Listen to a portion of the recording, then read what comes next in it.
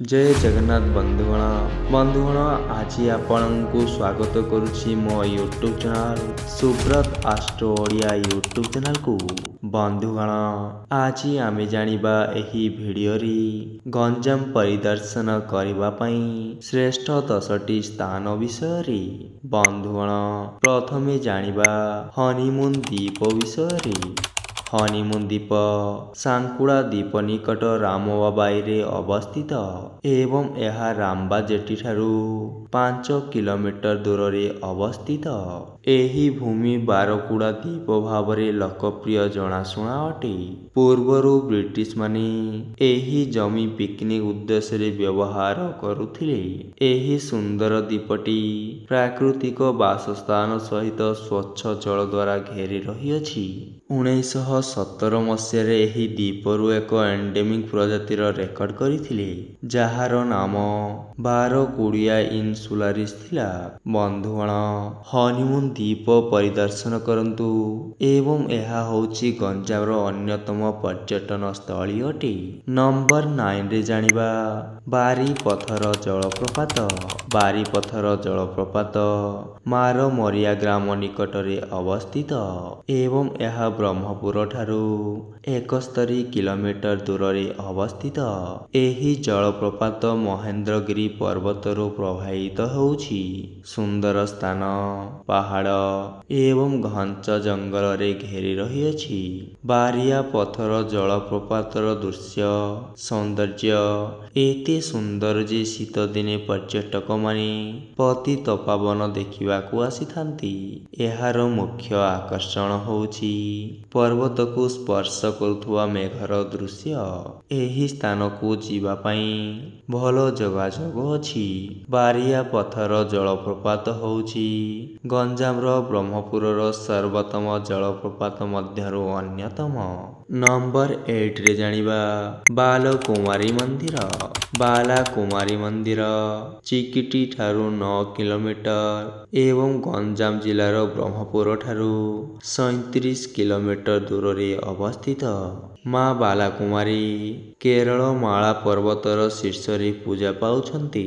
भक्त मानंकु मंदिरर शिखर रे पहुंचिबा पई 1240 पाहाच चढ़िबाकू पड़िब। दुर्गा पूजा नवरात्रि एवं प्रत्येक संक्रांति मंदिर रे पालन करा जाउथुवा एक गुरुत्वपूर्ण पर्व अटे। माँ बालाकुमारी मंदिरर पाददेश रे एक शिव मंदिर अछि एवं एक बड़ शिवलिंग मध्य अछि। माँ बालाकुमारी मंदिर ओडिशार ब्रह्मपुरर गंजामर सर्वोत्तम पर्यटन स्थली अटे। नंबर 7 रे जानिबा चंपा ह्रद विषय रे। चंपा ह्रद ओडिशार गंजामर सबुठारु बड़ मधुर जल ह्रद मध्यरु अन्यतम। एहा चाटपुर ठारू 3 किलोमीटर एवं ब्रह्मपुर ठारू 24 किलोमीटर दूर रे अवस्थित।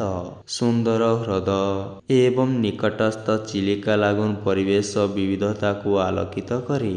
चंपारा एक मीठा जल ह्रद होइथिबा बेले चिलिका होउछि ओडिशार एक उज्जवल जल लागून अटे। ह्रदटी एहार सुंदर सौंदर्य पई मूल्यवान अटे जहाँकि सप्ताह शेष पिकनिक एवं बोटिंग पई लोकंकु आकर्षित करिथाए। चंपारा ह्रदरे प्याडेल डंगा एवं स्पीड डंगा उपलब्ध अटे जहाँ परिदर्शक माने लंबा डंगा यात्रा उपभोग करने एठाकू आसंती। चंपा मीठा जल ह्रद होउछि ओडिशार गंजामर ब्रह्मपुरर सर्वोत्तम पर्यटन स्थान मध्यरु अन्यतम। नंबर 6 रे जानिबा ऑलिव रिडले कइंछ ऋषिकुल्या। ऋषिकुल्या गंजामर बंगोपसागर रे अवस्थित। ऑलिव रिडले जनबसा बांधिबा पई एहा अन्यतम प्रमुख स्थान अटे जेउठारे महिला कइंछ माने बसा बांधिबा एवं अंडा देवा पई समुद्र कूल रे पहुंची थांती। कइंछ मानंकर प्रजनन समय नवेम्बर रु मे पर्यंत अटे जेउ समय रे कइंछ माने मिलन बसा बांधिबा ଏବଂ ଛୁଆ ବାହାରିବା ଏହି ସମୟରେ ହୋଇଥାଏ। ଅଲିଭ୍ ରିଡ୍ଲେ କଇଁଛମାନେ ସାଧାରଣତଃ ରାତିରେ ବସା ବାନ୍ଧନ୍ତି। ଅଲିଭ୍ ରିଡ୍ଲେ କଇଁଛମାନେ ଦକ୍ଷିଣ ପ୍ରଶାନ୍ତ ଦେଇ ଋଷିକୁଲ୍ୟା ଉପକୂଳରେ ପ୍ରଜନନ କରନ୍ତି। ପ୍ରତିବର୍ଷ ଜନସାଧାରଣ ବସା ବାନ୍ଧିବା ସମୟରେ ଲକ୍ଷ ଲକ୍ଷ ଅଲିଭ୍ ରିଡ୍ଲେ କଇଁଛ ସମୁଦ୍ର କୂଳକୁ ଯାଇଥାନ୍ତି। ଋଷିକୁଲ୍ୟା ସମୁଦ୍ର ବେଳାଭୂମି ହେଉଛି ଓଡ଼ିଶାର ବରହମପୁରର ଅନ୍ୟତମ ଲୋକପ୍ରିୟ ପର୍ଯ୍ୟଟନ ସ୍ଥଳୀ ମଧ୍ୟରୁ ଅନ୍ୟତମ। ନମ୍ବର 5ରେ ଜାଣିବା ଜଉଗଡ଼ା ଦୁର୍ଗ ବିଷୟରେ। ଜଉଗଡ଼ା ଦୁର୍ଗ ଓଡ଼ିଶାର ଗଞ୍ଜାମ ଜିଲ୍ଲାର ଏକ ପ୍ରସିଦ୍ଧ ଐତିହାସିକ ସ୍ଥାନ ଅଟେ। ଏହା ପୁରୁଷୋତ୍ତମପୁରଠାରୁ 8 କିଲୋମିଟର ଦୂରରେ ଅବସ୍ଥିତ ଏବଂ ବରହମପୁର ସହରଠାରୁ 32 କିଲୋମିଟର ଦୂରରେ ଅବସ୍ଥିତ। ଏହା ଇତିହାସର ଏକ ଦେଶ ଯେଉଁଠାରେ ପ୍ରାଚୀନ ଦୁର୍ଗ ଏବଂ ଅନୁସନ୍ଧାନ ପାଇଁ ସ୍ଥାନ ଅଛି। ଏହା ମହାଭାରତର ଦୁର୍ଯ୍ୟୋଧନଙ୍କ ଦ୍ୱାରା ନିର୍ମିତ ହୋଇଥିଲା ଯେଉଁଥିରେ 5ଟି ପାଣ୍ଡବଙ୍କର 5ଟି ପଥର ଚିତ୍ର ରହିଥିଲା ଯାହା ପଣ୍ଡିତମାନଙ୍କ ପାଇଁ ଅଧିକ ଆକର୍ଷଣୀୟ ଥିଲା। ଏହା ସମ୍ରାଟଙ୍କର ଦ୍ୱିତୀୟ ଆଦେଶ। ରାଜା ଅଶୋକ ଜଉଗଡ଼ ଦୁର୍ଗ ପରିଦର୍ଶନ କରି ପାର୍ସୀ ଭାଷାରେ କିଛି ଧାଡ଼ି ଲେଖିଛନ୍ତି। ଏହା ବୌଦ୍ଧ ଧର୍ମ ଏବଂ ସାଇଭିଜିମର କେନ୍ଦ୍ର ଅଟେ। ଏହା ହେଉଛି ଗଞ୍ଜାମର ପରିଦର୍ଶନ କରିବା ପାଇଁ ସର୍ବଶ୍ରେଷ୍ଠ ପ୍ରସିଦ୍ଧ ସ୍ଥାନ ମଧ୍ୟରୁ ଅନ୍ୟତମ। ନମ୍ବର 4ରେ ଜାଣିବା ସିଦ୍ଧ ଭୈରବୀ ମନ୍ଦିର ବିଷୟରେ। ମନ୍ତ୍ରସିଦ୍ଧ ସିଦ୍ଧ ଭୈରବୀ ମନ୍ଦିର ଗଞ୍ଜାମର ପ୍ରସିଦ୍ଧ ଶକ୍ତିପୀଠ ମଧ୍ୟରୁ ଅନ୍ୟତମ। ଏହା ବରହମପୁର ସହରଠାରୁ 15 କିଲୋମିଟର ଦୂରରେ ଅବସ୍ଥିତ। ସିଦ୍ଧ ଭୈରବୀଙ୍କ ଚାରିପାଖରେ ବିଭିନ୍ନ ଦେବତା ଏବଂ ଦେବୀ ଥିବା 108ଟି ମନ୍ଦିର ଅଛି ଯାହା ଏହି ସ୍ଥାନ ପାଇଁ ଅଧିକ ଆକର୍ଷଣୀୟ ଅଟେ। ମୁଖ୍ୟ ଦେବତା ଭୈରବୀ ଗୋଟିଏ ଗଡ଼ରେ ଠିଆ ହୋଇଛନ୍ତି ଯେ ହଳ କରିବା ସମୟରେ ଜଣେ କୃଷକ ହଳ ହୋଇଥିବା ଜମିରୁ ଏହି ଲିଙ୍ଗ ଆବିଷ୍କୃତ ହୋଇଥିଲା ବୋଲି ବିଶ୍ୱାସ କରାଯାଏ। ଏହା ବ୍ୟତୀତ କ୍ୟାମ୍ପସ ଭିତରେ ଏକ ଜଗନ୍ନାଥ ମନ୍ଦିର ଅଛି। ଏହି ସ୍ଥାନଟି ହେଉଛି ବୈଷ୍ଣବ ସିମ୍ ଏବଂ ସାକଟା ସିମ୍ର ମିଶ୍ରଣ ଅଟେ। ସିଦ୍ଧ ଭୈରବୀ ମନ୍ଦିର ହେଉଛି ଗଞ୍ଜାମ ପରିଦର୍ଶନ କରିବା ପାଇଁ ସର୍ବଶ୍ରେଷ୍ଠ ସ୍ଥାନ ମଧ୍ୟରୁ ଅନ୍ୟତମ। ନମ୍ବର 3ରେ ଜାଣିବା ମହୁରୀ କାଲୁଆ ମନ୍ଦିର। ମହୁରୀ କାଲୁଆ ମନ୍ଦିର ହେଉଛି ଗଞ୍ଜାମ ଜିଲ୍ଲାର ଏକ ସାଧା ପୀଠ ବିଷୟରେ ଜଣାଶୁଣା। ଏହା ବରହମପୁର ସହରଠାରୁ ଉତ୍ତର ପଶ୍ଚିମ ଆଡ଼କୁ 17 କିଲୋମିଟର ଦୂରରେ ଅବସ୍ଥିତ। ଦେବୀ କାଲୁଆ କିମ୍ବା କାଳୀ ମାଧୁରୀ ରାଜବଂଶ ସମୟରେ ମୌରୀ ରାଜାଙ୍କ ଦ୍ୱାରା ପୂଜା କରାଯାଉଥିଲା। ପରିଦର୍ଶକ ଏବଂ ପିକନିକ୍ ପାଇଁ ଏହା ବହୁତ ସୁନ୍ଦର ସ୍ଥାନ ଅଟେ। ବର୍ଷ ସାରା ଭକ୍ତମାନେ କାଲୁଆଙ୍କୁ ପୂଜା କରିବାକୁ ଏଠାକୁ ଆସୁଥିଲେ। ଦୁର୍ଗା ପୂଜା ଏବଂ କାଳୀ ପୂଜା ଦେବୀ କାଲୁଆର ପ୍ରସିଦ୍ଧ ପର୍ବ ଅଟେ। ବରହମପୁରର ସର୍ବୋତ୍ତମ ପର୍ଯ୍ୟଟନ ସ୍ଥାନ ମଧ୍ୟରୁ ଏହା ଅନ୍ୟତମ ଅଟେ। ପାହାଡ଼, ସବୁଜ ଜଙ୍ଗଲ ଏବଂ ଶାନ୍ତିପୂର୍ଣ୍ଣ ପରିବେଶ ଭକ୍ତ ଏବଂ ପର୍ଯ୍ୟଟକଙ୍କୁ ଏଠାକୁ ଆସିବାକୁ ଆକର୍ଷିତ କରିଥାଏ। ମହୁରୀ କାଲୁଆ ମନ୍ଦିର ହେଉଛି ଗଞ୍ଜାମ ଜିଲ୍ଲାର ସର୍ବଶ୍ରେଷ୍ଠ ପ୍ରସିଦ୍ଧ ସ୍ଥାନ ମଧ୍ୟରୁ ଅନ୍ୟତମ।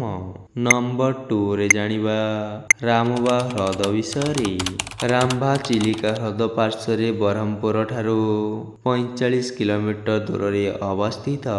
ଏହା ଏକ ପୁରାତନ ସହର ଏବଂ ଖଲିକଟ ତତ୍କାଳୀନ ରାଜାଙ୍କର ସର୍ବୋତ୍ତମ ସ୍ଥାନ ଥିଲା। ଏହି ସ୍ଥାନରୁ ଚିଲିକା ହ୍ରଦର ଦୃଶ୍ୟ ସୌନ୍ଦର୍ଯ୍ୟ ଦେଖିପାରିବେ ଯାହା ଅତ୍ୟନ୍ତ ଉପଭୋଗ୍ୟ ଅଟେ। ଏହା ବ୍ୟତୀତ ଚିଲିକା ହ୍ରଦରେ ଏହି ଦୃଶ୍ୟକୁ ଉପଭୋଗ କରିବା ପାଇଁ ଡଙ୍ଗାଗୁଡ଼ିକ ଉପଲବ୍ଧ ଅଟେ। ଦକ୍ଷିଣ ଦିଗକୁ ଯାଉଥିବା ରାସ୍ତାରେ ଭୁବନେଶ୍ୱରଠାରୁ ଏହା ମାତ୍ର 140 କିଲୋମିଟର ଦୂରରେ ଅବସ୍ଥିତ। ଏହା ଓଡ଼ିଶାର ଏକ ଐତିହାସିକ ସ୍ଥାନ ଅଟେ। ପର୍ଯ୍ୟଟକମାନେ ଏହି ସୁନ୍ଦର ହ୍ରଦକୁ ଉପଭୋଗ କରିବା ପାଇଁ ରାମ୍ଭା ଚିଲିକା କୂଳରେ ଏକ ଲେକ୍ ଭ୍ୟୁ ପଏଣ୍ଟ ମଧ୍ୟ ଅଛି। ରାମ୍ବା ଚିଲିକା ହ୍ରଦ ଗଞ୍ଜାମ ଜିଲ୍ଲାର ଏକ ପ୍ରମୁଖ ପର୍ଯ୍ୟଟନ ସ୍ଥଳୀ ମଧ୍ୟରୁ ଅନ୍ୟତମ। ନମ୍ବର 1ରେ ଜାଣିବା ଗୋପାଳପୁର ବେଳାଭୂମି ବିଷୟରେ। ଗୋପାଳପୁର ସାଗର ବେଳାଭୂମି ଗଞ୍ଜାମ ଜିଲ୍ଲାର ବ୍ରହ୍ମପୁର ସହରଠାରୁ 16 କିଲୋମିଟର ଦୂରରେ ଅବସ୍ଥିତ। ଏହା ବଙ୍ଗୋପସାଗର ଉପକୂଳରେ ବିସ୍ତୃତ ଅଟେ ଏବଂ ଏହାର ସୁନ୍ଦର ଏବଂ ଲମ୍ବା ବାଲୁକା କୂଳ ପାଇଁ ପ୍ରସିଦ୍ଧ ଅଟେ। ସମୁଦ୍ର କୂଳରେ ପ୍ରାକୃତିକ ଦୃଶ୍ୟକୁ ଉପଭୋଗ କରିବା ପାଇଁ ଏହା ବହୁ ପରିଦର୍ଶକଙ୍କୁ ଆକର୍ଷିତ କରିଥାଏ ଏବଂ ଗାଧୋଇବା ପାଇଁ ଉପଯୁକ୍ତ ମଧ୍ୟ ଅଟେ। ସମୁଦ୍ର କୂଳ ନିକଟରେ ଅନେକ ତାରକା ହୋଟେଲ ଏବଂ ରିସୋର୍ଟ ଅଛି ଯେଉଁଠାରେ ପରିଦର୍ଶକ ଏବଂ ପର୍ଯ୍ୟଟକମାନେ ବିଶ୍ରାମ ନେଇ ରାତିରେ ରହିପାରିବେ। ଏହା ବ୍ରହ୍ମପୁର ସହର ନିକଟରେ ଏକ ସମୁଦ୍ର ବନ୍ଦର, ରିସୋର୍ଟ ଏବଂ ଆକର୍ଷଣୀୟ ସ୍ଥାନ ଅଟେ। ଗଞ୍ଜାମ ଜିଲ୍ଲାର ଗୋପାଳପୁର ବିଚ୍ ହେଉଛି ଏକ ପର୍ଯ୍ୟଟନ ସ୍ଥଳୀ ମଧ୍ୟରୁ ଅନ୍ୟତମ।